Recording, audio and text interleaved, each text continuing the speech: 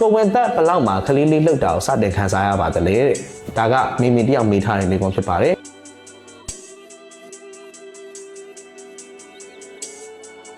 ဒီမိကုံကိုကျွန်တော်ကတော့ပထမကိုဝင်နဲ့ဒုတိယကိုဝင်ခွဲပြောမယ်ပေါ့နော်ပထမကိုဝင်မှာဆိုရင်တော့ကျွန်တော်တို့က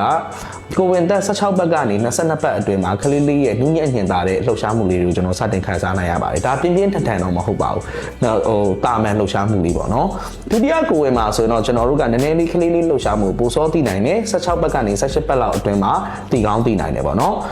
24ဘက်ကနေ28ဘက်ဂျာရောက်လာတဲ့အခါမှာကလေးလေးတွေကပို့ပြီးတော့ဒီလှုပ်ရှားမှုကပို strong ဖြစ်လာမယ်28ဘက်ကျော်ပြီဆိုရင်တော့ကလေးလေးကနေ့တိုင်းကိုလှုပ်ပြီးပေါ့နော်နေ့တိုင်းလှုပ်ရှားမှုကိုစတင်ခံစားလာရမယ်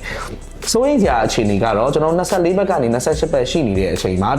တနေ့လုံးကလေးကမလှုပ်တာကလေးအလှုပ်နေသွားတာစသဖြင့်ဒီလိုမျိုးအခြေအနေတွေဖြစ်လာတယ်ဆိုရင်တော့ကျွန်တော်တို့ကသက်ဆိုင်ရာ OG တာဖာမီရဲ့ဆရာဝန်နဲ့တွားရောက်ပြသတင်ပါတယ်